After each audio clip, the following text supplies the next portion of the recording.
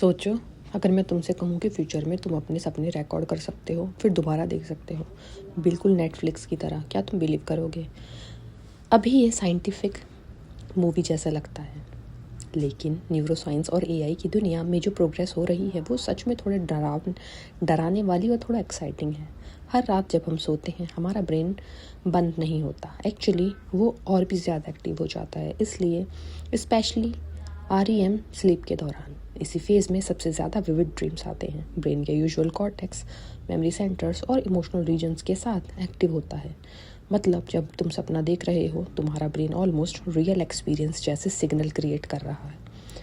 ये सिर्फ यहीं से स्टार्ट होता है रियल साइंस।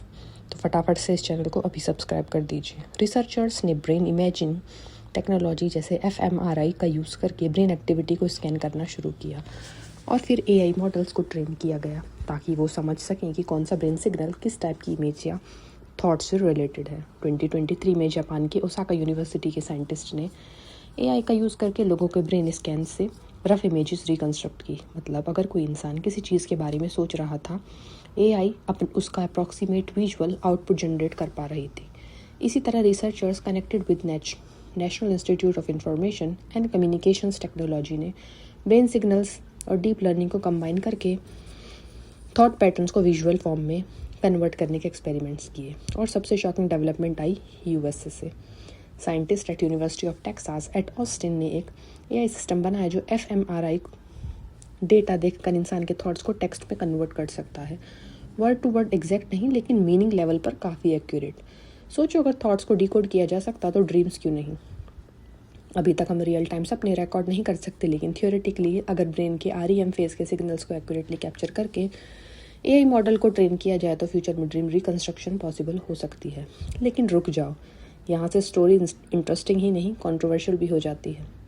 अगर सपने रिकॉर्ड हो सकते हैं तो प्राइवेसी का क्या होगा? क्या गवर्नमेंट या एजेंसीज किसी क्रिमिनल्स के सपने एक्सेस करना चाहेंगी? क्या कंपनीज आपके सबकॉन्शियस फियर्स और डिज़ायर्स को समझकर टारगेटेड एड्स बना सकती हैं? सोचो, अगर एक दिन तुम्हारे दिमाग के थॉट्स हैक किए जा सकें। ये सिर्फ इमेजिनेशन नहीं है, ब्रेन कंप्यूटर इंटरफेसेस पर काम चल रहा है। कंपनी जैसे न्यूरालिंक ऑलरेडी ह्यूमन ब्रेन और मशीन्स को डायरेक्टली कनेक्ट करने की रिसर्च कर रही हैं। आज हम कीबोर्ड से टाइप करते हैं, कल हो सकता है सिर्फ सोच कर टाइप भेजें। अब इमेजिन करो ड्रीम यूट्यूब चैनल, लेकिन आप सपने अपलोड करेंगे, क्रिएटिव डायरेक्टर्स अपने ड्रीम से मूवी बनाएंगे, आर्टिस्ट सबकॉन्शियस इमेजिनेशन को डायरेक्टली शेयर करेंगे। लेकिन एक इमोशनल साइड भी है। अगर कोई अपना लॉस्ट वन को सपने में देखे और वो उस सपने को परमानेंटली प्रिजर्व कर सके, थेरेपी में ट्रॉमा पेशेंट्स अपने नाइटमेयर्स को एनालाइज कर सकें, psychologist direct subconscious imaginary study कर सकें। Dream recording mental health revolution भी ला सकती है, लेकिन एक डार्क साइड भी है। हर सपना ब्यूटीफुल नहीं होता। कुछ सपने एम्बेरेसिंग, वायलेंट या कम्प्लीटली रैंडम होते हैं। अगर ये डेटा लीक हो जाए तो, अगर किसी का प्राइवेट ड्रीम पब्लिक हो जाए तो, और ज़्यादा बड़ा सवाल, क्या हम सच में अपने सबकॉन्शियस को इतना एक्सपोज करना चाहते हैं? साइंस के हिसाब से बिगेस्ट चैलेंज है ब्रेन सिग्नल्स को एक्यूरेटली इंटरप्रेट करना। हर इंसान का ब्रेन यूनिक होता है। सेम ड्रीम दो लोगों के दिमाग में डिफरेंट न्यूट्रल पैटर्न क्रिएट करेगा, इसलिए AI को इंडिविजुअल ट्रेनिंग की ज़रूरत पड़ेगी। मतलब अगर फ्यूचर में ड्रीम रिकॉर्डर आया भी तो शायद वो पर्सनलाइज्ड डिवाइस होगा जो मंथ्स तक तुम्हारे ब्रेन डेटा को लर्न करेगा। और एक और प्रॉब्लम है, करंट fMRI मशीन्स बहुत बड़े और एक्सपेंसिव होते हैं। पोर्टेबल ब्रेन स्कैनिंग डिवाइस बनाना अभी भी चैलेंज है। लेकिन टेक्नोलॉजी का हिस्ट्री देखो, एक टाइम पर कंप्यूटर्स पूरे रूम जितने बड़े होते थे, आज स्मार्टफोन पॉकेट में आ जाता है। तो क्या 20 to 30 साल बाद ड्रीम रिकॉर्डिंग हेडबैंड नॉर्मल चीज़ हो सकती है? हो सकता है।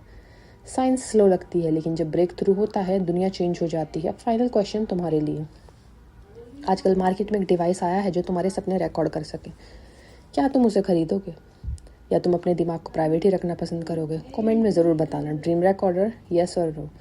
और अगर तुम्हें ऐसे फ्यूचरिस्टिक साइंस टॉपिक्स पसंद है तो चैनल को सब्सक्राइब करना मत भूलना, क्योंकि फ्यूचर सिर्फ आ नहीं रहा, फ्यूचर ऑलरेडी शुरू हो चुका है।